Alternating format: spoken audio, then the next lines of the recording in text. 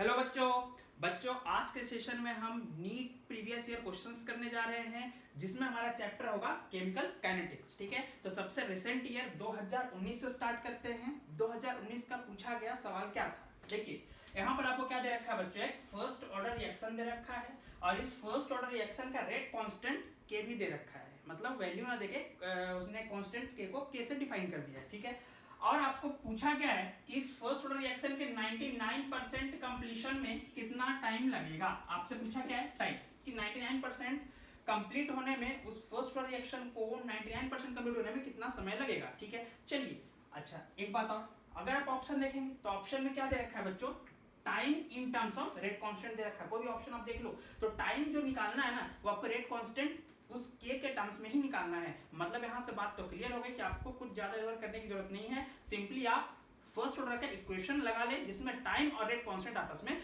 Related होते हैं। चलिए तो स्टार्ट करते हैं।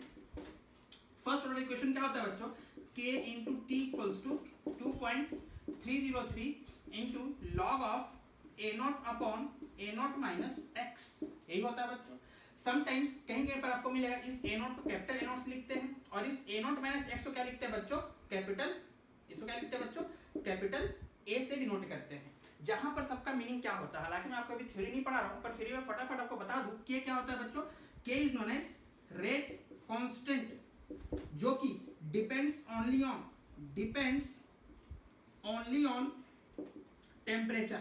रेट कांस्टेंट सिर्फ किस पर डिपेंड करता है बच्चों, टेम्परेचर पर डिपेंड करता है। मतलब रेट कांस्टेंट एक रिएक्शन, पर्टिकुलर रिएक्शन का तभी बदलेगा जब आप टेम्परेचर को चेंज करोगे। ठीक है, कंसंट्रेशन वगैरह चेंज करने से कोई फर्क रेट कांस्टेंट पर नहीं पड़ने वाला, कैटलिस्ट लगाने से रेट कांस्टेंट के वैल्यू पर कोई फर्क एक पर्टिकुलर रिएक्शन के लिए नहीं पड़ने वाला। फर्क कैसे पड़ेगा, वो है आपका टेम्परेचर से पड़ेगा। ठीक है, चलिए अच्छा यहाँ पे इसका यूनिट क्या होता है बच्चों, तो देखिए चूंकि यहाँ पे फर्स्ट ऑर्डर रिएक्शन दे रखा है तो फर्स्ट ऑर्डर रिएक्शन, अच्छा ये तो रेट कांस्टेंट है, इसका यूनिट जो है बच्चों वो ऑर्डर पर डिपेंड करता है। क्योंकि यहाँ फर्स्ट ऑर्डर रिएक्शन है तो यहाँ पर यूनिट ऑफ के क्या हो जाएगा, ये होता है बच्चों टाइम इनवर्स। मतलब अगर सेकंड में टाइम को डिफाइन किया है तो सेकंड इनवर्स, मिनट में किया है मिनट इनवर्स, आवर में किया है hour inverse and so on. ठीक है, चलिए ये टी क्या है बच्चों, ये आपका टाइम, ठीक है टाइम है, मतलब कि रिएक्शन कितना दूर आगे निकल चुका है। ठीक है, चलिए ए नोट क्या होता है बच्चों, A naught is your initial concentration. A naught क्या होता है प्यारे बच्चों, इनिशियल कंसंट्रेशन होता है। और ये जो ए है बच्चों, कैपिटल ए की बात कर रहा हूं, ए नोट हो कैपिटल में या स्मॉल ए नोट, बात एक ही, इनिशियल कंसंट्रेशन। ठीक है, ये जो ए नोट माइनस एक्स है इसको हम बच्चों डिनोट कर सकते हैं कैपिटल ए से, और ये जो कैपिटल ए होता है ये होता है बच्चों आपका रिमेनिंग, क्या होता है बच्चों, रिमेनिंग कंसंट्रेशन किसका, रिएक्टेंट का, remaining concentration of reactant at time T.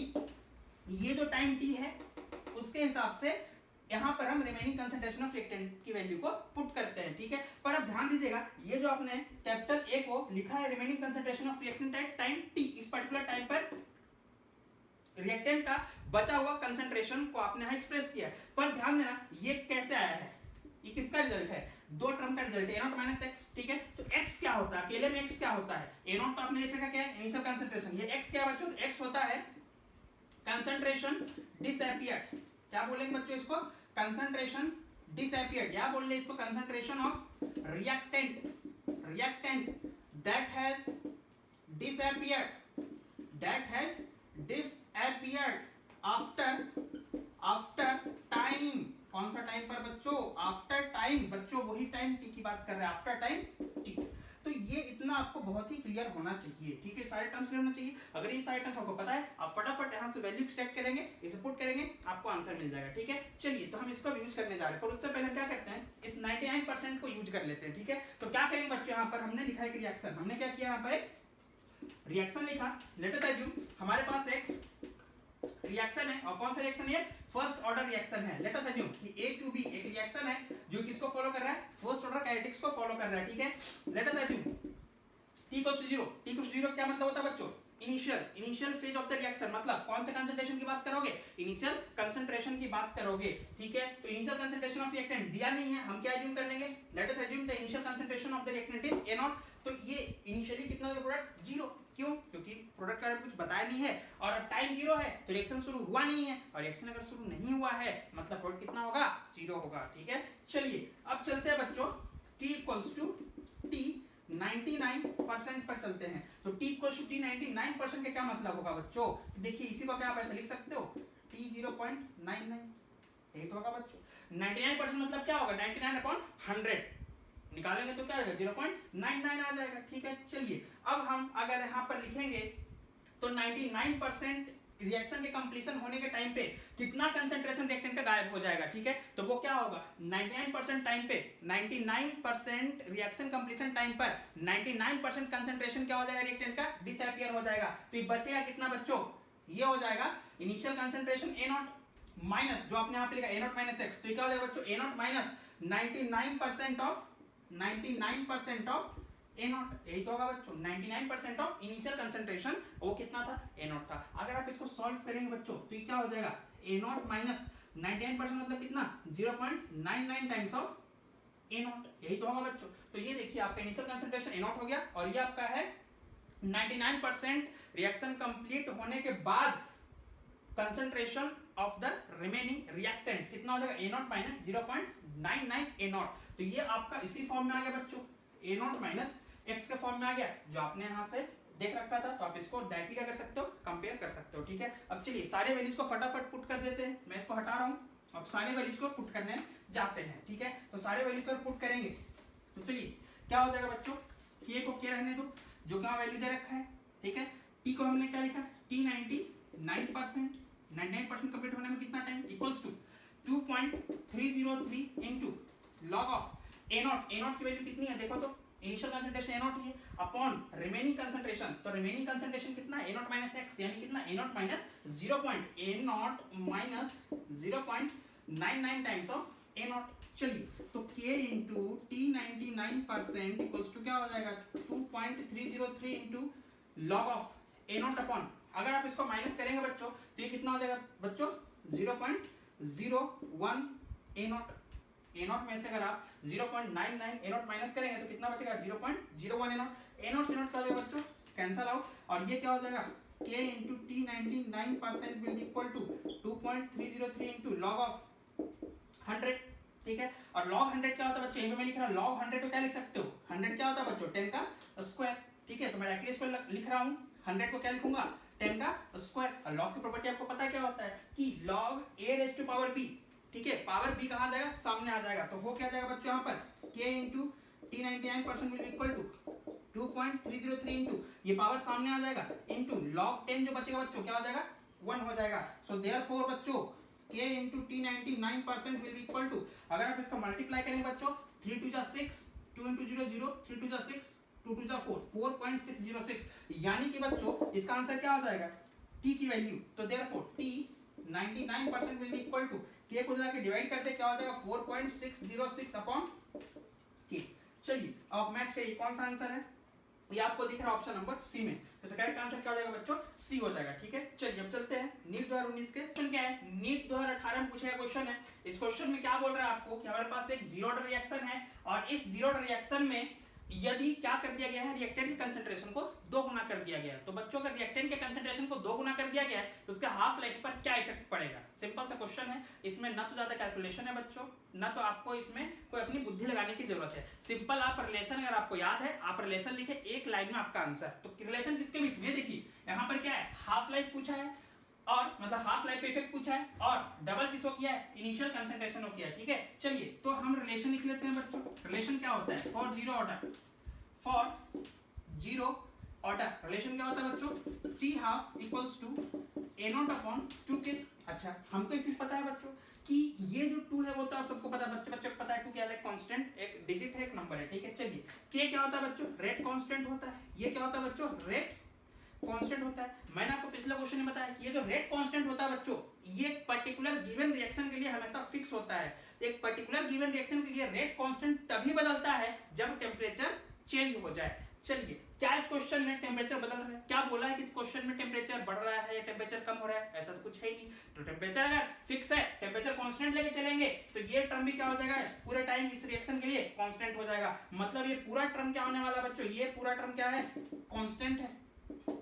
चलिए तो t हाफ क्या हो जाएगा बच्चों, विल बी प्रोपोर्शनल किसके, A0 के। मतलब ये बात समझ में आ रहा है कि जीरो ऑर्डर रिएक्शन के लिए T half life time initial concentration के डायरेक्टली प्रोपोर्शनल होगा। चलिए अब क्या बचा, तो अब पढ़िए क्वेश्चन क्या बोला है, इनिशियल कंसंट्रेशन इज डबल्ड। तो अगर इनिशियल कंसंट्रेशन A0 को डबल कर रहे हैं, A0 को क्या कर दिया गया, इनिशियल कंसंट्रेशन को अगर डबल कर दिया गया, डबल कर दिया गया, ठीक है, तो बताओ टी हाफ क्या हो बच्चों, पता है ना, डायरेक्टली प्रोपोर्शनल है। तो जो आप इसके साथ करोगे वही इफेक्ट किसके ऊपर आएगा, टी हाफ के ऊपर आएगा। तो A0 का आपने डबल किया, टी हाफ भी क्या हो जाएगा बच्चों, डबल हो जाएगा। तो हमको पता है since T half is directly proportional to A0, therefore T half will also get doubled। T half भी क्या हो जाएगा बच्चों, डबल हो जाएगा। अब चेक करो इसमें कौन सा आंसर है, ट्रिपल नहीं, डबल करना है, डबल देखो बी ऑप्शन है, so B is the correct answer, correct option, ठीक है। अब बताओ इसमें क्या था, ना तो बुद्धि लगानी थी ना तो कैलकुलेशन था, ऐसे क्वेश्चन कभी गलत हो ही नहीं सकते। और आजकल तो ऐसे सवाल पूछे, नीट 2018 का नेक्स्ट क्वेश्चन आपसे क्या पूछा गया है, यहाँ पर बोला आपको हमारे पास एक फर्स्ट ऑर्डर रिएक्शन है, एक सेकंड ऑर्डर रिएक्शन है, दोनों के बीच में हमको करेक्ट डिफरेंस बताना है। तो first order reaction second order reaction के बीच का सही डिफरेंस कौन सा स्टेटमेंट बता रहा है उसी को सिलेक्ट करना है। चलिए स्टार्ट करते हैं, पहला स्टेटमेंट पढ़ते हैं बच्चों, ठीक है। चलिए इधर का मैं स्पेस को थोड़ा ब्लैंक रखा हूं, वहां पे कुछ लिख सकते हैं। देखिए क्या लिखा है, फर्स्ट ऑर्डर रिएक्शन, यहां ध्यान दीजिएगा, first order reaction can be catalysed, मतलब कि फर्स्ट ऑर्डर रिएक्शन में कैटालिस्ट यूज करने से रिएक्शन के रेट को फास्ट या स्लो किया जा सकता है। जबकि क्या बोला है, second order reaction can not be catalysed, मतलब कि सेकंड ऑर्डर रिएक्शन को कभी कैटालाइज किया ही नहीं जा सकता, मतलब कि एक्सटर्नली कैटलिस्ट को डाल करके न तो उस रेट को स्लो न तो फास्ट किया जा सकता। क्या ऐसा सही है, बिल्कुल भी नहीं है बच्चों, ठीक है। अगर मतलब देखो रिएक्शन फर्स्ट ऑर्डर का है उसको आप कैटालाइज कर सकते हो, रिएक्शन सेकंड ऑर्डर का है आप उसको भी कैटालाइज कर सकते हो, मतलब कि फर्स्ट ऑर्डर रिएक्शन हो whether the reaction is first order और second order, both type reaction can be catalyzed। मतलब ये स्टेटमेंट क्या हो जाएगा बच्चों, ये तो आपका गलत हो जाएगा, ये स्टेटमेंट आपका गलत है, दोनों कैटालाइज हो सकता है, ठीक है। चलिए अगला आते हैं, half life of first order reaction does not depend on A0, मतलब यहाँ देखिए हाफ लाइफ टी हाफ और ये A0, टी हाफ और A0 का रिलेशन पूछ रहा है, किसके लिए, फर्स्ट ऑर्डर के लिए और किसके लिए, सेकंड ऑर्डर के लिए। तो पहला स्टेटमेंट बोलता है बच्चों इसमें ऑप्शन बी में, पहला स्टेटमेंट क्या बोल रहा है कि फर्स्ट ऑर्डर रिएक्शन के लिए टी हाफ और A0 का रिलेशन ही नहीं है, ठीक है। चलिए चेक कर लेते हैं एक बार। तो बच्चों फर्स्ट ऑर्डर के लिए क्या होता है बताइए, टी हाफ क्या होता है 0.693 अपॉन के। तो टी हाफ और A0 के रिलेशन में देखिएगा कहीं पे A0 आया क्या, नहीं, तो आप ऐसा लिख सकते हो ना, A0 की पावर 0 लिख सकते हो, ठीक है। ये तो होता है T half equals to 0.693 upon K. तो बताओ क्या टी हाफ और ये रिलेटेड है, नहीं है, मतलब टी हाफ क्या A0 पे डिपेंड कर रहा है, क्या हाफ लाइफ पीरियड या हाफ लाइफ टाइम और first order reaction initial concentration पे डिपेंड कर रहा है, नहीं कर रहा है, मतलब ये तो आपका सही हो गया। अच्छा आगे पढ़ते हैं, क्या बोला है, and half life of second order depends on A0, second order के लिए हाफ लाइफ A0 पे डिपेंड करता है, चेक करिए। तो सेकंड ऑर्डर के लिए क्या होता है बच्चों, सेकंड ऑर्डर के लिए होता है बच्चों टी हाफ इक्वल्स टू होता है 1 अपॉन के इनटू A0। ये देखिए ये आपका हाफ लाइफ इक्वेशन होता है किसके लिए, सेकंड ऑर्डर के लिए। आप अगर चेक करोगे बच्चों तो टी हाफ A0 के इनवर्सली प्रोपोर्शनल है बच्चों, कैसे भी हो, डायरेक्टली प्रोपोर्शनल हो इनवर्सली हो, डिपेंड तो कर रहा है ना, मतलब आप बोल सकते हो सेकंड ऑर्डर के लिए T half is proportional to 1 upon A0, depend तो कर रहा है, कैसे भी करे फर्क नहीं पड़ता। यहाँ पर क्या था, पावर 0 में था, मतलब इंडिपेंडेंट था। तो फर्स्ट ऑर्डर रिएक्शन में half life time initial concentration पे डिपेंड नहीं करेगा, सेकंड ऑर्डर रिएक्शन में half life time initial concentration के इनवर्सली प्रोपोर्शनल होगा, मतलब ये स्टेटमेंट बिल्कुल आपका सही है, ये ऑप्शन नंबर बी स्टेटमेंट भी बिल्कुल सही एक्सप्लेन कर रहा है फर्स्ट ऑर्डर और सेकंड ऑर्डर को। अच्छा आगे चलते हैं, हालांकि आपको आंसर मिल चुका है तो आपको ये टिक करके पेपर में टाइम वेस्ट नहीं करना है, क्योंकि आपका सिंगल करेक्ट ऑप्शन आता है, आपको आंसर मिला, आप अगले क्वेश्चन में जाए, आगे पढ़ने की जरूरत नहीं थी, ठीक है। चलिए देख लेते हैं, rate of first order reaction does not depend on reactant concentration, क्या फर्स्ट ऑर्डर रिएक्शन का रेट जो है कंसंट्रेशन ऑफ रिएक्टेंट पे डिपेंड नहीं करता है, चेक करते हैं एक बार, ठीक है। चलिए तो हमको पता है रेट लॉ अगर लगाएंगे बच्चों तो क्या हो जाएगा, rate law R equals to क्या हो जाएगा, फर्स्ट ऑर्डर के लिए for the first order rate law R equals to क्या हो जाएगा, rate constant into concentration of reactant raise to power 1, first order है तो यहाँ पर n की वैल्यू कितना पुट करेंगे बच्चों, 1 पुट करेंगे। अच्छा तो देखिए रिलेशन तो है ना, R इज प्रोपोर्शनल टू क्या है बच्चों, A, यही तो होगा। अच्छा सेकंड ऑर्डर के लिए क्या हो जाएगा, तो सेकंड ऑर्डर में देखेंगे क्या हो जाएगा, R equals to K into A raise to power n, इस n की वैल्यू कितना पुट करोगे, देखो तो यहाँ पर सेकंड ऑर्डर है, सेकंड ऑर्डर मतलब कितना, n की वैल्यू को 2 पुट करेंगे, तो यहाँ पर n की वैल्यू को 2 पुट करें तो रेट जो है अभी भी डिपेंड कर रहा है किसके, तो कंसंट्रेशन ऑफ रिएक्टेंट के स्क्वायर के, तो भाई यहाँ तो बोला है कि डिपेंड ही नहीं कर रहा है, क्या बोला है देखो, तो first order does not depend on reactant concentration, कर रहा है, लिनियरली कर रहा है, ठीक। और second order depends on reactant concentration, ठीक है, तो ये तो ए भी कर रहा है स्क्वायर के हिसाब से कर रहा है, आर इज प्रोपोर्शनल टू ए का स्क्वायर। तो आप देखिए ये फर्स्ट ऑर्डर का रेट भी कंसंट्रेशन रिएक्टेंट कंसंट्रेशन पर डिपेंड कर रहा है, और सेकंड ऑर्डर का रेट ऑफ रिएक्शन भी कंसंट्रेशन ऑफ रिएक्टेंट पर डिपेंड कर रहा है। मतलब ये स्टेटमेंट क्या हो जाएगा बच्चों आपका, ये स्टेटमेंट हो जाएगा आपका गलत। क्यों? क्योंकि यहाँ बोलता है डज नॉट डिपेंड, डिपेंड तो कर रहा है, ठीक है। चलिए फोर्थ स्टेटमेंट में आते हैं। फोर्थ क्या बोला है, rate of first order reaction depends on reactant concentration whereas rate of second order reaction does not depend on reactant। मतलब कि third statement of statement C का जस्ट उल्टा क्या है बच्चों, स्टेटमेंट डी है, ठीक है। आप चेक करो, चाहे फर्स्ट ऑर्डर है चाहे सेकंड ऑर्डर है, दोनों ही केस में rate of reaction concentration of reactant पे डिपेंड कर रहा है, चाहे जैसे भी करे। और यहाँ क्या बोलता है कि फर्स्ट ऑर्डर में डिपेंड करता है, सेकंड ऑर्डर में डिपेंड नहीं करता है। तो आपके सामने यहाँ पे आंसर लिखा हुआ है, दोनों में डिपेंड करता है, तो ये भी गलत हो जाएगा। इसका करेक्ट आंसर क्या आएगा बच्चों, B is your correct answer, ठीक है। चलिए अब चलते हैं नीट 2017 में क्या पूछा था क्वेश्चन। यहाँ पे आपको दे रखा है ऑर्डर ऑफ रिएक्शन क्या है, फर्स्ट है। तो मतलब इस क्वेश्चन आपसे ये पूछ रहा है कि हमारे पास एक फर्स्ट ऑर्डर रिएक्शन है जिसमें इनिशियली एक सब्सटेंस का 20 ग्राम लिया गया है और उसको 5 ग्राम रिड्यूस होने में, मतलब उस 20 ग्राम को 5 ग्राम बनने में कितना समय लगेगा। 20 ग्राम ऑफ द सब्सटेंस को 5 ग्राम में रिड्यूस होने के लिए कितना समय लगेगा, और आपको उस पर्टिकुलर फर्स्ट ऑर्डर रिएक्शन का आपको रेट कांस्टेंट दे रखा है कितना, 10⁻⁻² सेकंड इनवर्स। देखिए हालांकि यहाँ पे पहले से आपको फर्स्ट ऑर्डर रिएक्शन लिखा है मिल गया, अगर नहीं भी लिखा होता तो भी आप इसको समझ गए होते, पकड़ लिए होते। कैसे, इसके यूनिट से देखिए, रेट कांस्टेंट के यूनिट से टाइम इनवर्स किसका यूनिट होता है बच्चों, time inverse is the unit of rate constant valid only for first order reaction, ठीक है बच्चों। चलिए तो अब बचा क्या, फटाफट फॉर्मूला में वैल्यू पुट करना स्टार्ट करें, जो हमने क्वेश्चन नंबर 1 में किया था। याद करो 2019 नीट में जो पूछा गया था, हमने अभी उसको सॉल्व किया सबसे पहले। सेम वही कंसेप्ट यहाँ लगना है, वही फॉर्मूला लगना है, ठीक है। तो क्या हो जाएगा बच्चों, kT = 2.303 into log of A0 upon A0 minus x, यही तो होगा बच्चों, ठीक है।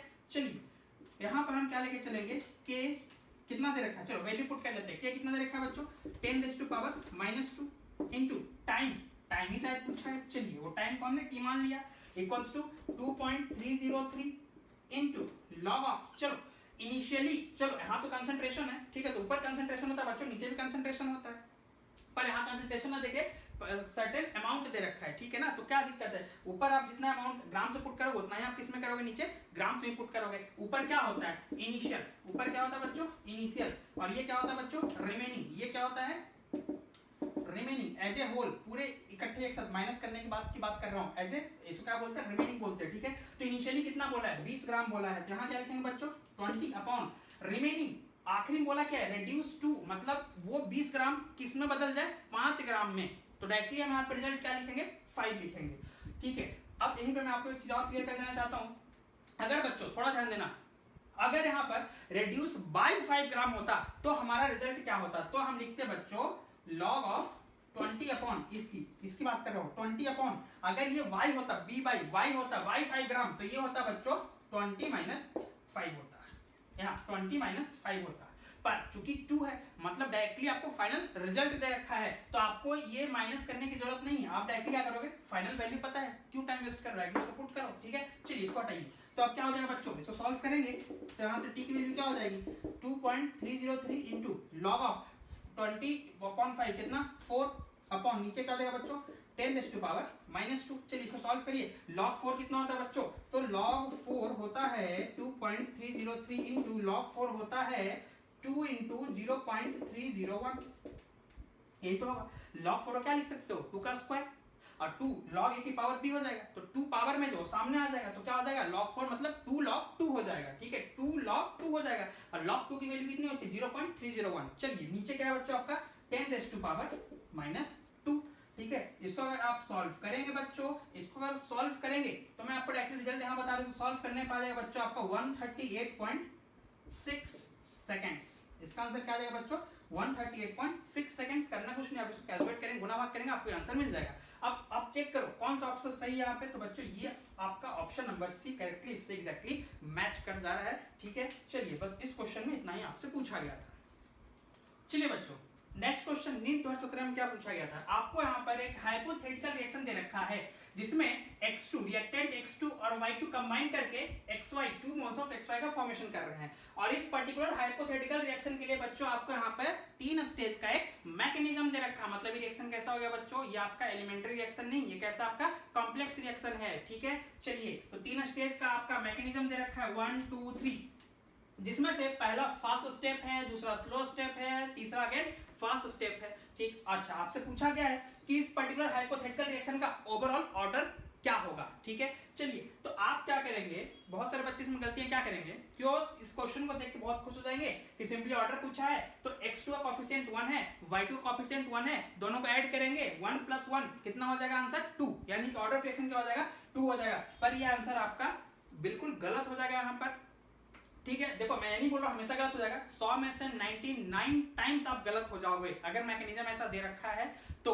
ठीक है, कभी कभी सही भी हो सकते हो अगर पहले बार में ही आप जो स्लो स्टेप, आप जो आरडीएस स्टेप को फॉलो करके जो आप रेट लॉ एक्सप्रेस करोगे, हो सकता है कि अगर उसमें कोई डमी रिएक्टेंट नहीं आया है तो आपका आंसर बिल्कुल सही हो जाएगा। ठीक है, पर यहाँ पर ऐसा नहीं होने वाला है। क्यों बच्चों ये आंसर गलत होने वाला है, क्यों, क्योंकि देखो हम हमेशा क्या करते हैं, जो हम रेट लॉ डिफाइन करते हैं रिएक्शन का वो हमेशा हम स्लो स्टेप से चलते हैं। ठीक है, तो इससे हम नहीं चलेंगे, इससे हम नहीं चलेंगे, हम रेट लॉ किससे लिखेंगे, स्लो स्टेप से लिखेंगे।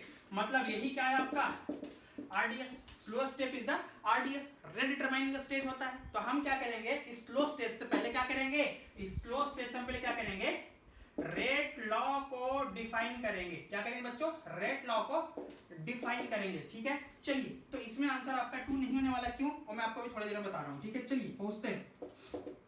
तो बच्चों स्लो स्टेप यानी आरडीएस से आप रेट लॉ डिफाइन करोगे तो क्या हो जाएगा, देखिए तो इसका रिएक्टेंट कौन कौन है, x + y2, तो रेट लॉ क्या हो जाएगा बच्चों, r = k × x × y2।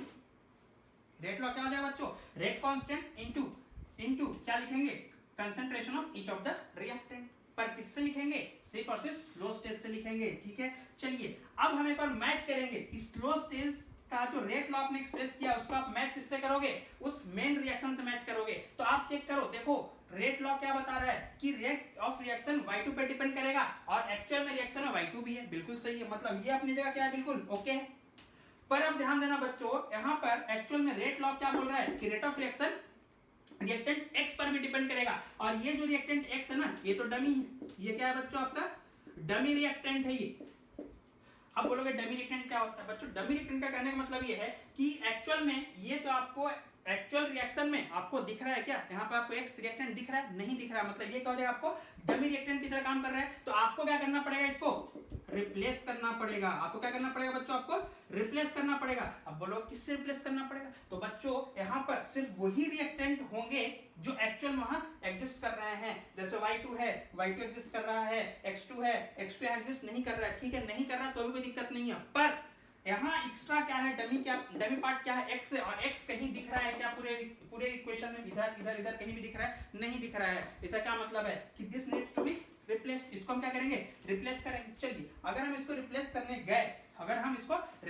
गए, तो हम किससे रिप्लेस करेंगे, ये देखिए x है ना, x को रिप्लेस करेंगे, इससे बड़े आसानी से रिप्लेस कर सकते हैं। इसका इक्विलिब्रियम कांस्टेंट डिफाइन करके हम इस रिएक्शन के इक्विलिब्रियम कांस्टेंट को डिफाइन करके हम बहुत इजीली x की वैल्यू को चेंज कर सकते हैं। किसके टर्म्स में, चेक कर लो कौन है, x2 के टर्म्स में। अब बोलोगे इससे क्यों नहीं कर सकते, इसमें भी तो x है, पर ध्यान रखना अगर आप इससे करने जाओगे बच्चों तो ध्यान रखना आप डमी x को हटाने के चक्कर में आप डमी y लेके आ जाओगे। क्या है, y है, नहीं है, मतलब हम इसका यूज भी नहीं करेंगे, हम किसका यूज करेंगे बच्चों, इसका यूज करेंगे। ठीक है, चलिए तो इस फास्ट स्टेप से क्या हो जाएगा, फ्रॉम फास्ट स्टेप क्या हो जाएगा बच्चों, k c = या k = चलिए k = क्या हो जाएगा, x × x क्या हो जाएगा बच्चों, x का स्क्वायर अपॉन नीचे प्रोडक्ट अपॉन रिएक्टेंट क्या होता है बच्चों, इसका कांस्टेंट क्या हो जाएगा, कंसंट्रेशन ऑफ प्रोडक्ट ऊपर अपॉन नीचे क्या हो जाएगा आपका कंसंट्रेशन ऑफ रिएक्टेंट, तो नीचे क्या लिखेंगे x2। सो क्या हो जाएगा बच्चों यहाँ से k। अच्छा एक काम करते हैं, यहाँ पर हमने रेट कांस्टेंट k ले रखा है तो इसको k नहीं, इसको हम क्या बोल लेते हैं बच्चों, k डैश बोल लेते हैं। ठीक है, कोई बड़ी बात नहीं है। ठीक है, चलिए तो k डैश = क्या हो जाएगा, x का स्क्वायर अपॉन x2। आपको रिप्लेस इसको करना था, इस डमी x को रिप्लेस करना है, तो क्या हो जाएगा, देयरफॉर चलिए यहाँ से रिप्लेस करिए, देयरफॉर x की वैल्यू क्या हो जाएगी, k डैश × x2 का पावर क्या हो जाएगा बच्चों 1/2, यही होगा ना, ये इधर क्रॉस मल्टीप्लाई होगा। और स्क्वायर जरा क्या हो जाएगा, अंडर रूट में चले जाएगा। ठीक है, चलिए अब रिप्लेस करिए, therefore r equals to rate constant को अपन उधर लेके x को रिप्लेस कर लेते हैं, तो r इक्वल्स टू क्या हो जाएगा, k इनटू, चलिए x की जगह पर क्या आया है, देखो तो क्या है, x की जगह पर क्या है, k डैश की पावर हाफ इनटू x2 की पावर हाफ इनटू ये y2 एज इट इज, वहां से मैच कर रहा है ना, ये डमी नहीं है, उसको एज इट इज कॉपी करेंगे तो क्या हो जाएगा बच्चों, इनटू y2, यही होगा।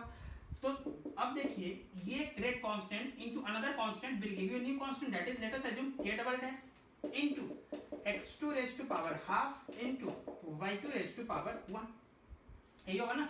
अब आप चेक करिए क्या ये इसमें से कोई डमी है, डमी रिएक्टेंट है, या एक्चुअली जो रिएक्टेंट एग्जिस्ट कर रहे हैं क्वेश्चन में, ठीक है, वो यहाँ अवेलेबल हो चुका है। तो देखिए x2 है, क्या एक्चुअल रिएक्शन x2 है, बिल्कुल है, y2 है, y2 भी है, यानी कि यहाँ पर कोई भी डमी रिएक्टेंट नहीं दिख रहा है आपको, मतलब अब आपका ये रेट कांस्टेंट बिल्कुल सही तरीके से डिफाइन हो गया है। अब आप इसका ऑर्डर निकाल लो, तो बच्चों ऑर्डर क्या हो जाएगा इसका ऑर्डर n इक्वल्स टू क्या हो जाएगा बताइए, ये आपका अल्फा मान लेते हैं और ये आपका बीटा, तो क्या हो जाएगा order of reaction half plus 1, तो क्या हो जाएगा बच्चों, हाफ प्लस 1 यानी क्या हो जाएगा बच्चों 3/2। तो आंसर देखो ये गलत था, ये आंसर आपका बिल्कुल गलत है। आपका करेक्ट आंसर क्या है बच्चों, 3/2 मतलब 1.5 ये इज द करेक्ट आंसर। ठीक है बच्चों, तो इस बात का ध्यान रखेंगे कि जो वहां दिख रहा है उसको डायरेक्टली आप ऐड नहीं करेंगे, एक बार आप मैकेनिज्म से चल के देखेंगे, हो सकता है आंसर सेम हो जाए, मैं यही बोल रहा हूँ कि हमेशा गलत हो जाएगा, हो सकता है 100 में से 2-3 बार आप सही हो जाओ, पर मोस्ट ऑफ द टाइम आप डायरेक्टली करोगे वहां से गलत हो जाएगा।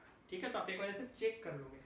नीट 2016 में क्या क्वेश्चन पूछा गया था आपसे, यहाँ पर आपको दे रखा है फर्स्ट ऑर्डर रिएक्शन, ठीक है, बोल क्या रहा है कि यहाँ पर एक फर्स्ट ऑर्डर रिएक्शन है जिसमें 10 सेकंड के बाद, यानी कि फर्स्ट ऑर्डर रिएक्शन में 10 मिनट बीत जाने के बाद रिएक्शन का रेट पाया जाता है 0.04 मोल लीटर पर सेकेंड इनवर्स। ठीक है, यानी 10 सेकंड के बाद rate of the first order reaction is 0.04 mole litre पर सेकेंड इनवर्स।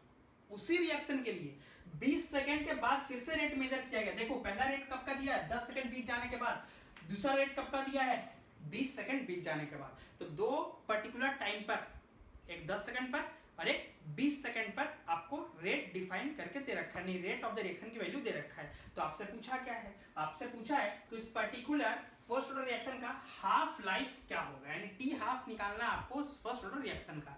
तो टी हाफ का बच्चों फॉर्मूला बहुत सिंपल होता है, टी हाफ क्या होता है 0.693 अपॉन के। ठीक है, तो बच्चों हमको निकालना क्या है, टी हाफ निकालना है, और टी हाफ क्या होता है बच्चों 0.693 अपॉन के। अगर आपको सिर्फ के मिल जाए कहीं से, सिर्फ क्या चाहिए आपको के चाहिए, अगर के मिल जाए आप 1 सेकंड में, हार्डली 5 सेकंड में आप क्या करोगे टी हाफ निकाल लोगे, बात ये के कैसे मिलेगा। ठीक है, चलिए तो अब हम क्या करते हैं, इसके लिए हम इक्वेशन लगाना स्टार्ट करते हैं इसके को फाइंड करने के लिए। अच्छा अब देखिए यहाँ पर तो एक इंटरवल बन रहा है ना, 10 सेकंड का वैल्यू आपको पता है, 10 सेकंड पर आपको रेट ऑफ रिएक्शन पता है, 20 सेकंड पर आपको रेट ऑफ रिएक्शन पता है, तो यहाँ पे तो क्या है एक इंटरवल लेके चल सकते हैं। सो इन बिटवीन या बोल सकते हो कि integrated equation for first order reaction between a time interval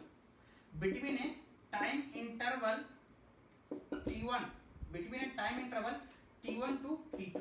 ठीक है बच्चों, एक पर्टिकुलर टाइम इंटरवल t1 से t2 के बीच के लिए फर्स्ट ऑर्डर रिएक्शन का इंटीग्रेटेड इक्वेशन क्या होता है। ठीक है, चलिए तो ये बहुत ही सिंपल होता है बच्चों, ये इक्वेशन होता है k इक्वल्स टू, ये एक्चुअली रिजल्ट है जो आपको ध्यान होना चाहिए, तभी आपका पेपर में टाइम बच पाएगा। इसका प्रूफ भी है, डेरिवेशन भी है, पर अपन वो नहीं कर रहे हैं अभी। ठीक है, k इक्वल्स टू क्या हो जाएगा बच्चों 2.303 अपॉन t2 माइनस t1, ये आपका टाइम इंटरवल का डिफरेंस है, इनटू लॉग ऑफ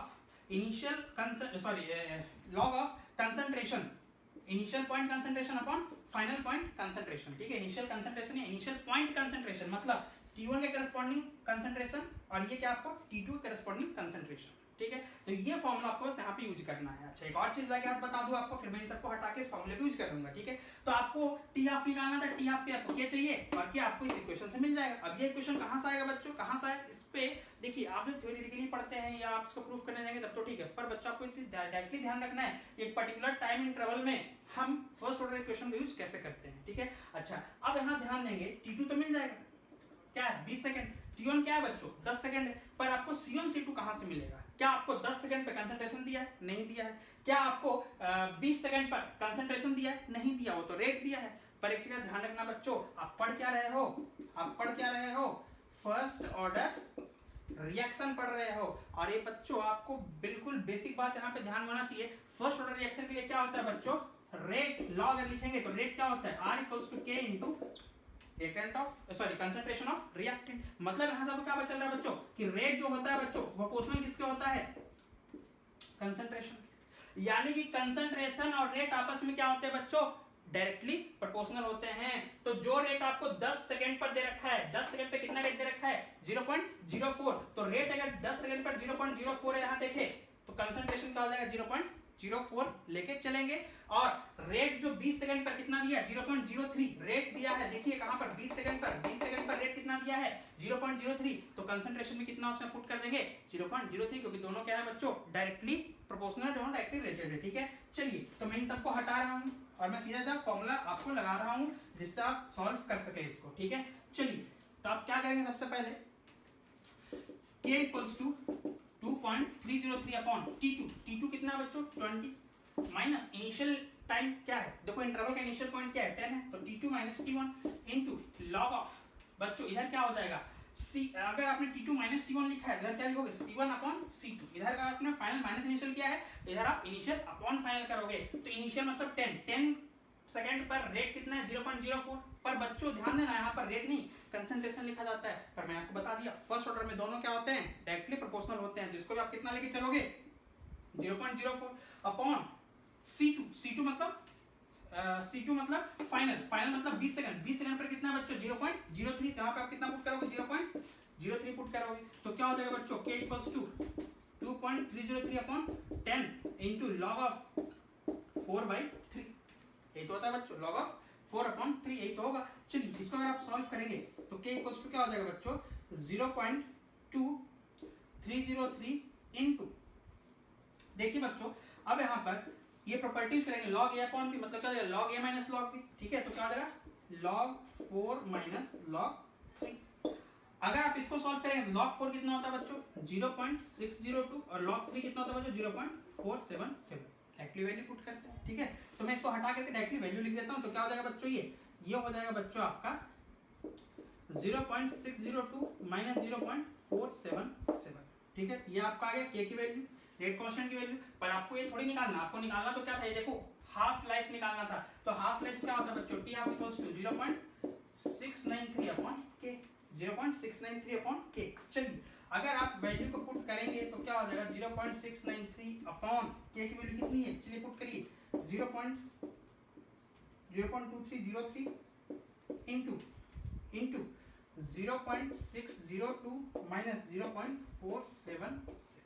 ठीक है बच्चों, चलिए इसको अगर हम कैलकुलेट करते हैं, ठीक है, तो मैं फटाफट इसको बच्चों कैलकुलेट कर लेता हूँ। कितना आ रहा है ये आप माइनस करेंगे 0.602 माइनस 0.477 इनटू 0.2303 0.0288 0.693 डिवाइड बाय 0.0288। ये कितना आ रहा है बच्चों? ये आ रहा है आपका 24.1 सेकेंड। ठीक है बच्चों, इसको अगर आप पूरा सॉल्व करेंगे तो आपका हाफ लाइफ टाइम पीरियड कितना आ रहा है? 24.1 सेकेंड, जो कि आपका कौन सा ऑप्शन दिख रहा है? फर्स्ट ऑप्शन ए दिख रहा है। ए इज द करेक्ट आंसर। 2015 में जो आपसे पूछा है क्वेश्चन है, क्या बोल रहा है क्वेश्चन? एक रिएक्शन है A to B, मतलब रिएक्टेंट है, कन्वर्जन किसमें हो रहा है? प्रोडक्ट B में। और उसका आपको रेट कांस्टेंट, यहाँ ध्यान देंगे, रेट कांस्टेंट दे रखा है 0.6 × 10⁻³ दे रखा है। आपको यहाँ पर ना सिर्फ बोला रिएक्शन है, ऑर्डर नहीं बताया है। तो आप ऑर्डर कैसे आइडेंटिफाई करोगे? बहुत सिंपल आइडेंटिफाई करना। देखिए चूंकि रेट कांस्टेंट दे रखा है उसका यूनिट भी लगा रखा है। यूनिट क्या आपका? Mole litre inverse second inverse. और ये जो यूनिट होता है बच्चों रेट कांस्टेंट का, mole litre inverse second inverse जो यूनिट होता है, ये किसकी पहचान बता रहा है? ये होता है जीरो ऑर्डर के लिए होता है। फर्स्ट ऑर्डर के लिए सेकंड इनवर्स हो गया होता है। ठीक है, और सेकंड ऑर्डर के क्या होता है बच्चों? Mole inverse litre second inverse होता है। पर यहाँ पर है क्या? Mole litre inverse second inverse. तो ये क्या हो जाएगा बच्चों आपका? ये हो जाएगा आपका जीरो ऑर्डर हो जाएगा। ठीक है, चलिए एक चीज तो समझ में आ गया, बात पकड़ में आ गई कि ये रिएक्शन क्या है? जीरो ऑर्डर को फॉलो कर रहा है। चलिए आगे चलते हैं। अब बोला है कि यदि इस जीरो ऑर्डर रिएक्शन में initial concentration of reactant A कितना है? देखो तो यहाँ पर 5 मोलर है। तो पूछा है कि 20 मिनट बीत जाने के बाद, 20 मिनट निकल जाने के बाद प्रोडक्ट बी जो है कितने अमाउंट में एपियर होगा, कितना अमाउंट फॉर्मेशन होगा किसका, प्रोडक्ट बी का, कब, 20 मिनट के बाद। तो क्या करेंगे बच्चों, हमको पता है कि जीरो ऑर्डर इक्वेशन क्या होता है, पर उससे पहले छोटा सा एक्सप्रेशन लिख लेते हैं। ए टू बी T0 पर लेट अस अज्यूम, देखो तो कितना दे रखा है, इनिशियल कंसंट्रेशन ऑफ रिएक्टेंट कितना बच्चों 5 मोलर। यहाँ पे हमने क्या लिखा 5 मोलर, उस समय कितना होगा 0, क्यों, क्योंकि इनिशियल फेज में है, रिएक्शन स्टार्ट नहीं हुआ है, तो क्या रिएक्टेंट डिसअपियर होगा, नहीं, और अगर ये डिसअपियर नहीं होगा तो क्या एपियर होगा, नहीं होगा। ठीक है, चलिए आगे चलते हैं। हमसे पूछा किस समय पर है, 20 मिनट पर पूछा है, तो 20 मिनट पर कैलकुलेट कर लेते हैं। तो 20 मिनट पर क्या होगा, लेट अस अज्यूम, हम ये मान लेते हैं, ध्यान सुनिएगा, हम ये मान लेते हैं कि 20 मिनट बीत जाने के बाद रिएक्टेंट ए का कंसंट्रेशन x मोलर से क्या हो रहा है, डिसअपियर हो रहा है। तो अब बचा कितना बच्चों, पहले 5 था, हमने बोला x मोलर क्या हो गया, डिसअपियर हो गया, तो बचा कितना 5 माइनस x, ये तो होगा बच्चों। This was the initial concentration जो कि दे रखा है, देखो यहाँ पर ये क्या है, वो कंसंट्रेशन जो डिसअपियर हो गया। तो बताओ b एम्पियर कितना होगा। तो बच्चों ध्यान रखना, ऐसे कंडीशंस हम क्या करते हैं, हम सिंपली देखते हैं b simply go for the molar ratio. तो मोलर रेशियो चेक करो कितना है, 1:1 का है, मतलब अगर इसका x कंसंट्रेशन गायब हो रहा है, x मोलर से डिसअपियर हो रहा है, तो ये एपियर कितने से होगा, x मोलर से ही होगा। क्यों बच्चों, क्योंकि 1:1 है। अगर होता 1:2, तो अगर ये x गायब होता तो कितना बनता, 2x बनता। अगर 3 भी होता 3x होता। अगर हाफ भी होता 1/2 भी, तो ये x/2 हो जाता। बस बहुत सिंपल होता है एक्सप्रेशन। मतलब हमको वैल्यू किसकी निकालनी है, इस x की वैल्यू निकालनी है, ठीक है, और वो आपका आंसर हो जाएगा। चलिए अब आगे चलते हैं बच्चों। तो चूंकि zero order reaction, zero order के लिए क्या होता है बच्चों, बताओ, KT = A0 minus A। KT = क्या होता है बच्चों, A0 minus A, where A0 = क्या होगा, इनिशियल कंसंट्रेशन, A क्या होता है बच्चों, रिमेनिंग कंसंट्रेशन, कितना कंसंट्रेशन बचा हुआ है। ठीक है, चलिए K क्या है आपका, रेट कांस्टेंट, D क्या आपका टाइम। पुट करना स्टार्ट करें वैल्यू, K कितना है देखो तो 0.6 × 10⁻³ इनटू टाइम कितने समय पर पूछा, देखिए तो 20 मिनट पर। अब गलती यहीं पर होगी, ये बच्चों सेकंड इन्वॉल्व है, इस यूनिट में सेकंड इन्वॉल्व है, इसमें मिनट है, तो पहले इस मिनट को सेकंड में कन्वर्ट कर लेते हैं। तो क्या हो जाएगा बच्चों, 20 मिनट मतलब कितना हो जाएगा, 20 × 60 इक्वल्स टू A0 कितना है देखो तो यहाँ पर 5 माइनस A की वैल्यू कितनी है देखो 5 माइनस x। तो क्या हो जाएगा बच्चों, ये 5 माइनस x, यही तो हो जाएगा बच्चों। ठीक है, चलिए सॉल्व करिए तो कितना हो जाएगा, ये हो जाएगा बच्चों 1200। तो यहाँ मैं लिखता हूँ 1200 into 0.6 into 10⁻³ equals to 5 cancel होगा, बचेगा कितना बच्चों, x बच जाएगा, 5 कैंसिल होके माइनस और माइनस प्लस x हो जाएगा। चलिए तो x की वैल्यू कितनी हो जाएगी, तो x की वैल्यू हो जाएगी, इसको सॉल्व करते हैं तो ये हो जाएगा बच्चों, देखो 12 × 6 = 72 और एक डेसिमल खिसक जाएगा, तो ये कितना हो जाएगा बच्चों, 12 × 6 = 72 720/1000, यही तो हो जाएगा। ये आप गुना करो 720 आएगा और ये नीचे चला जाएगा 1000 नीचे, तो क्या हो जाएगा बच्चों, x की वैल्यू कितनी हो जाएगी, ये कैंसिल आउट हो जाएगा, बचा कितना 0.72 मोलर। अच्छा ये जो है बच्चों x की वैल्यू है, और हमको शायद यही चाहिए था क्योंकि हमको पूछा क्या 20 मिनट के बाद b का कंसंट्रेशन पूछा है। तो 20 मिनट के बाद b का कंसंट्रेशन कितना, देखो ध्यान दो x है और x की वैल्यू आपने निकाला कितना 0.72 मोलर। और ये कौन सा ऑप्शन दिख रहा है बच्चों आपको, आप चेक करो एक बार, b is the correct answer. अब b चेक करो, ये आंसर आपसे मैच कर रहा है। ठीक है, चलिए बस इस क्वेश्चन में इतना ही काम करना था। ठीक है, चलिए अब चलते हैं नेक्स्ट बच्चों। नीट 2015 का नेक्स्ट क्वेश्चन क्या बोलता है, क्या दे रखा है बच्चों कि हमारे पास एक रिएक्शन है, उसमें क्या कर रहा है, इनिशियल कंसंट्रेशन को डबल कर दे रहा है। मतलब एक रिएक्शन में दिए गए रिएक्टेंट के कंसंट्रेशन, इनिशियल कंसंट्रेशन को डबल कर दे रहा है। इनिशियल कंसंट्रेशन को डबल कर दिया तो बोलता है कि उसका हाफ लाइफ पर कोई प्रभाव नहीं पड़ता है। ठीक है, यानी हाफ लाइफ पर कोई इफेक्ट नहीं होता है। तो बताओ ऑर्डर ऑफ रिएक्शन क्या है, यानी कि कुल मिलाकर के क्या है बच्चों, खेल दो ही चीजों का यहाँ पर, एक है आपका इनिशियल कंसंट्रेशन, ये देखो इनिशियल कंसंट्रेशन इसको डबल किया गया है, और दूसरा आपका हाफ लाइफ है। तो मतलब हाफ लाइफ और इनिशियल कंसंट्रेशन के हम रिलेशन को अगर हम देख लें 2 सेकंड में आपका आंसर आ जाएगा। ठीक है, चलिए तो फटाफट हम बात कर लेते हैं फर्स्ट ऑर्डर, अगर फर्स्ट सॉरी जीरो ऑर्डर से, फॉर n = 0, जीरो ऑर्डर के लिए क्या होता है बच्चों, t½ = A0/2 के। बच्चों यहाँ से ध्यान देना, t½ जो है ना वो A0 के क्या होता है, डायरेक्टली प्रोपोर्शनल है। इसका मतलब क्या है कि अगर आप इनिशियल कंसंट्रेशन जो आपने यहाँ पे डबल किया, अगर आप इसको डबल करोगे तो हाफ लाइफ भी क्या हो जाएगा बच्चों, डबल हो जाएगा। मतलब ये तो आंसर नहीं होने से रहा, क्योंकि क्या बोलता है हाफ लाइफ चेंज ही नहीं हो रहा है ना। तो अगर आप यहाँ पे इनिशियल कंसंट्रेशन डबल कर दोगे तो हाफ लाइफ तो क्या हो जाएगा बच्चों, डबल हो जाएगा। मतलब this is not the correct answer. ठीक है, आगे आते हैं।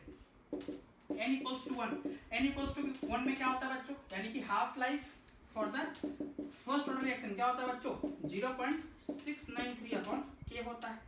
ठीक है, अब आप देखो, अगर आप देखोगे इसमें हाफ लाइफ के मतलब हाफ लाइफ के फॉर्मूले में ए नॉट तो आ ही नहीं रहा है, मतलब क्या है कि फर्स्ट ऑर्डर में हाफ लाइफ जो है वो इनिशियल कंसंट्रेशन के इंडिपेंडेंट होगा। इंडिपेंडेंट होगा मतलब क्या, हम लिख सकते हैं प्रोपोर्शनल टू ए नॉट की पावर 0, यानी कि T half is independent of initial concentration. आप इसको 1000 गुना बढ़ा लो, आप इसको 1000 गुना कम कर दो, टी हाफ को कोई फर्क पड़ने वाला नहीं है। मतलब यही आपका करेक्ट आंसर है, यानी कौन सा ऑर्डर हो जाएगा बच्चों, फर्स्ट ऑर्डर। इसका करेक्ट आंसर क्या है, देखिए first option A first order is the correct answer. अच्छा, अगर आप सेकंड ऑर्डर लेके चले तो हालांकि जरूरत नहीं है, अपना आंसर आ चुका है, पर चलिए एक एनालिसिस कर लेते हैं। अगर आप सेकंड ऑर्डर में जाओगे तो टी हाफ क्या होता है बच्चों, तो सेकंड ऑर्डर के लिए टी हाफ होता है बच्चों, ये सारे रिजल्ट्स आपको एक्चुअली याद होने चाहिए, 1 अपॉन के इनटू ए नॉट। मतलब क्या हो जाएगा बच्चों, टी हाफ जो है वो इनिशियल कंसंट्रेशन के इनवर्सली प्रोपोर्शनल है। अगर आप इसको डबल करें हाफ लाइफ आधा हो जाएगा, अगर आप इनिशियल कंसंट्रेशन को हाफ करोगे हाफ लाइफ डबल हो जाएगा। पर यहाँ बोल रहा है नॉट अफेक्टेड, जो कि पहले आंसर आ चुका है, इंडिपेंडेंट है, आप इसको 1000 गुना कुछ भी कर लो, टी हाफ फर्क नहीं पड़ेगा। तो ये आपका करेक्ट आंसर है, दिस इज अगेन रॉन्ग।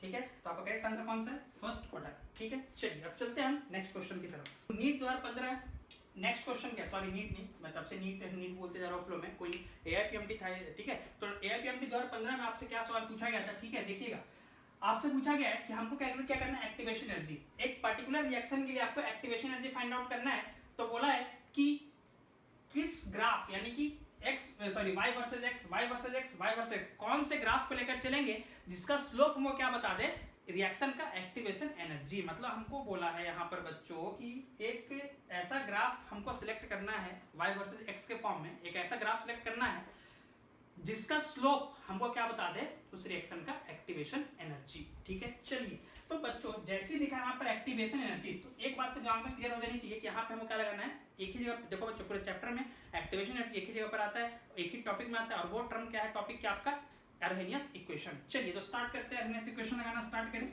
बिल्कुल कॉमन सेंस वाली बात है कि हमको क्वेश्चन कहाँ से पकड़ना था, कहाँ से शुरू करना था। ठीक है, तो अर्हेनियस इक्वेशन क्या होता है बच्चों, k equals to a into e की power minus e upon RT। ठीक है, चूंकि यहाँ पे सारे ऑप्शन आपको ln के टर्म्स में दे रखा है, तो हम क्या करेंगे बच्चों, दोनों तरफ ln फंक्शन लगा लेंगे, और ln फंक्शन लगाएंगे तो क्या हो जाएगा बच्चों, taking ln function both the side, ln k equals to क्या हो जाएगा, ln a into E raise to power minus e upon RT।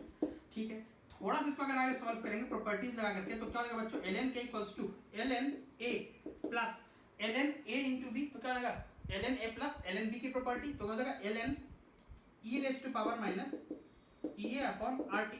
अब ln e के पावर में जो भी है बच्चों उसको कहाँ लेके आ देंगे, सामने, तो क्या हो जाएगा बच्चों, ln k equals to ln a minus power सामने आएगा तो प्लस और माइनस क्या हो जाएगा, minus e a upon r। क्या हो जाएगा बच्चों, e a upon r into 1 upon t। यही तो हो जाएगा बच्चों, सामने आएगा e upon r into 1 by T into ln 1 कितना होता है बच्चों, 1, sorry ln e, very sorry ln 1 नहीं, ln e कितना हो जाएगा बच्चों, 1 हो जाएगा, ये पावर सामने आ जाएगा बच्चों जो कि हमने कॉपी किया, और ln e कितना हो जाएगा, ln e to the base e कितना हो जाएगा, 1 हो जाएगा। ठीक है, चलिए अब आगे चलते हैं बच्चों, इसको अगर आप आगे कैरी आउट करेंगे तो क्या हो जाएगा, ln k equals to ln a minus e upon r into 1 by T. अब देखो ये क्या है बच्चों, आपका y axis, ln k is your y axis. ठीक है, अच्छा देख लो आप, ln k क्या हो जाएगा, y एक्सिस। ठीक, ये क्या हो जाएगा बच्चों आपका x axis, so this is your slope and this is your intercept. मतलब कुल मिलाकर के यहाँ पे हम बोल सकते हैं कि इसको हमने कंपेयर किससे किया है, y equals to mx plus c से कंपेयर किया है। ठीक है, जिसमें स्लोप की वैल्यू कितनी है बच्चों, स्लोप अगर आप देखोगे तो 1 अपॉन टी x एक्सिस, तो स्लोप बचा कितना आपका, minus of e upon r। Slope कितना आ गया आपको इसका, माइनस ऑफ, यहाँ से कॉपी कर लीजिए, minus of e upon r, और इंटरसेप्ट कितना आ गया बच्चों आपको, ln a। आपसे पूछा गया था एक्टिवेशन एनर्जी फाइंड करना था, तो ये देखो स्लोप है ना, m क्या स्लोप, और स्लोप में क्या मिल रहा है आपको, एक्टिवेशन एनर्जी। ये कब मिला बच्चों, ये तब मिला जब आपने y क्या माना, ln k, और x क्या माना, 1 अपॉन t। मतलब ये ग्राफ किसके बीच में है, ln k versus 1 by t। आप खुद चेक करो, ln k वर्सेस 1/t। आप चेक करो इस ऑप्शन में कौन सा ऑप्शन है, ये तो है नहीं, ये देखो ये है ln k versus 1/t, ln k versus 1/t। So B option, second option is the correct answer. ठीक है बच्चों, नेक्स्ट क्वेश्चन की तरफ चलते। नीट 2013 में आपसे क्या सवाल पूछा गया था? आपसे सवाल ये पूछा गया है कि what is the activation energy for a reaction if the rate doubles when the temperature is from 20 to 35 degree centigrade. ठीक है, मैं क्वेश्चन चेक कर लेता हूँ क्या ये टेम्परेचर सही है 20, हाँ ठीक है, चलिए यही दे रखा है। ठीक है, चलिए क्वेश्चन क्या बोल रहा है कि एक रिएक्शन में टेम्परेचर इनिशियल कितना था 20 डिग्री सेंटीग्रेड। पहले इनिशियली टेम्परेचर कितना था बच्चों, स्टार्टिंग पॉइंट पर 20 डिग्री सेंटीग्रेड, और क्या हो गया टेम्परेचर इंक्रीज करके 35 डिग्री सेंटीग्रेड कर दिया। मतलब पहले 20 था, बाद में टेम्परेचर 35 डिग्री कर दिया गया। बोलता है कि इस टेम्परेचर इंक्रीमेंट से क्या हुआ है, रेट गेट्स डबल्ड, मतलब रेट ऑफ रिएक्शन क्या हो गया, सीधा 2 गुना हो गया। ठीक है, तो अगर रेट डबल हुआ है यानी रेट कांस्टेंट भी क्या होगा बच्चों, डबल हो जाएगा। ठीक है, यानी अगर इनिशियल रेट कांस्टेंट k1 है या बोल सकते हो k है, तो फाइनल रेट कांस्टेंट क्या हो जाएगा बच्चों, 2k हो जाएगा। ठीक है, और इसी कंडीशन में आपको क्या करना है, उस रिएक्शन का आपको एक्टिवेशन एनर्जी फाइंड आउट करना है। ठीक है, चलिए तो क्या हो जाएगा बच्चों, सिंपल, फिर से वही चीज है, एक्टिवेशन एनर्जी मिला, एक्टिवेशन एनर्जी जहां मिलेगा दिमाग में खींच जाता है, ये निकलेगा बच्चों आर्हेनियस इक्वेशन से। पर एक बात का ध्यान रखना कि ये टेम्परेचर रेंज में दे रखा है, मतलब एक टेम्परेचर रेंज लेके चलो 20 डिग्री से चल के कहां गया है 35 डिग्री, मतलब टेम्परेचर रेंज में अगर आप आर्हेनियस इक्वेशन लगाते हो तो वो क्या होता है, तो बिटवीन ए टेम्परेचर रेंज आपका आर्हेनियस इक्वेशन क्या होता है बच्चों, log of k2 upon k1 equals to ये upon 2.303 r into 1 upon t1 minus 1 upon t2।